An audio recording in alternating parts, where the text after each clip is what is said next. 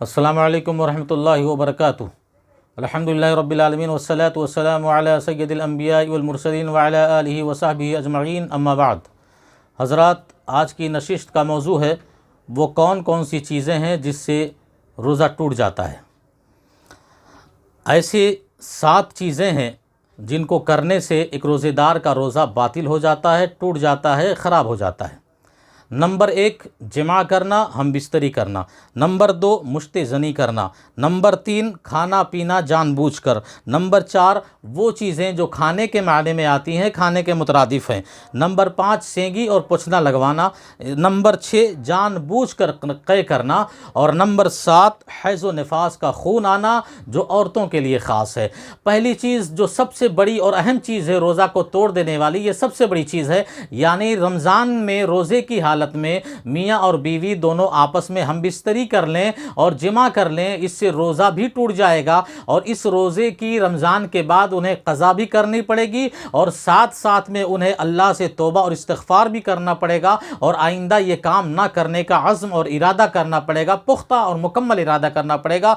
इसलिए कि इस पे सिर्फ रोज़े की क़ज़ा नहीं बल्कि कफ़ारा भी और जुर्माना भी है। और जुर्माना क्या है, इस हदीस से आप पता लगा सकते हैं कि हज़रत अबू हुरैरा रज़ियल्लाहु ताला अन्हु फरमाते हैं कि हम प्यारे नबी सल्लल्लाहु अलैहि वसल्लम के पास हम लोग बैठे हुए थे। एक देहाती और एक आदमी आया और उसने कहा, हलक तू या रसूल अल्लाह, अल्लाह के रसूल, मैं हिलाक हो गया, मैं बर्बाद हो गया। प्यारे नबी सल्लल्लाहु अलैहि वसल्लम ने पूछा, क्या बात है, क्यों हिलाक हो गए तुम? तो उन्होंने कहा कि अल्लाह के नबी, रमज़ान में रोज़े की हालत में मैंने अपनी बीवी से जिमा कर लिया है, अपनी बीवी से हम बिस्तरी कर लिया है। तो अल्लाह के नबी सल्लल्लाहु अलैहि वसल्लम ने इरशाद फरमाया कि क्या तुम्हारे पास एक ग़ुलाम को आज़ाद करने की ताकत मौजूद है? उसने कहा, अल्लाह के नबी, मेरे पास ये ताकत नहीं है। कहा, आदमी, क्या तेरे पास 2 महीने मुसलसल रोज़ा रखने की ताकत मौजूद है? उसने कहा, अल्लाह के नबी, मैं 2 महीना कंटिन्यू रोज़ा भी नहीं रख सकता। कहा, क्या तुम्हारे पास 60 मिस्कीनों को खाना खिलाने की ताकत है? उसने कहा, अल्लाह के नबी, मैं इसकी भी ताकत नहीं रखता। अल्लाह के नबी सल्लल्लाहु अलैहि वसल्लम खामोश रहे। थोड़ी देर के बाद खजूर का एक टोकरी आया। अल्लाह के नबी ने फरमाया, कहाँ है वो आदमी? वो आदमी वहीं खड़ा हो गया, मजमे में मौजूद था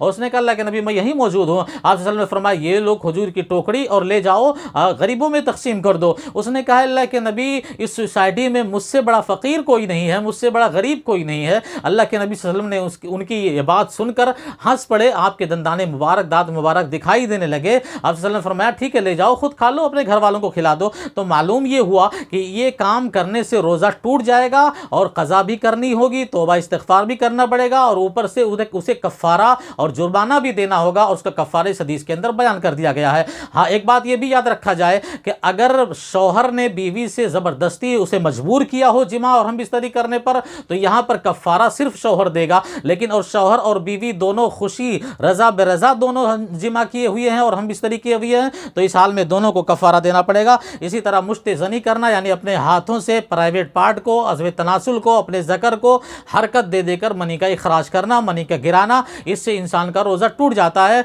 और उससे इस रोज़े की रमज़ान के बाद क़ज़ा करनी होगी। ये और बात है कि इस पर कफ़ारा नहीं, लेकिन ये जुर्म और ये गुनाह का काम है और ऐसा है जो आम दिनों में भी हराम है। इसी तरह तीसरा नंबर है जानबूझ कर खा पी लेना, इससे भी इंसान का रोज़ा टूट जाता है और उसे बाद में रोज़े की क़ज़ा करनी पड़ेगी। ये और बात है, उस पर कोई कफ़ारा नहीं होगा। इसी तरह चौथी चीज़ वो चीज़ें जो खाने पीने के मायने में आती हों, खाने पीने के मुतरादिफ हो, यानी खून चढ़ाना, जैसे इंसान बदन में खून चढ़ाता है तो उससे उसको क़ुव्वत और ताकत मिलती है, तो ऐसी चीज़ जिससे जिस्म में ताकत पहुँचे, इससे रोज़ा टूट जाता है। या ऐसा इंजेक्शन जो भूख मिटाने वाली हो या प्यास मिटाने वाली हो, ऐसे इंजेक्शन लगाने से भी रोज़ा टूट जाता है। इसी तरह पांचवी चीज़ है सेंगी और पोछना लगवाना। इसमें इख्तिलाफ है। बेहतरीन बात यह है और अच्छी बात यह है कि दिन में रोज़े की हालत में आप पोछना न लगवाएं, बल्कि आप रात में जो कुशादा और वसी वक्त होता है उसमें आप ये काम करवा लें, ताकि इख्तिलाफ और शक से आप दूर रहें और बचे रहें। इसी तरह जानबूझ कर क़य करना,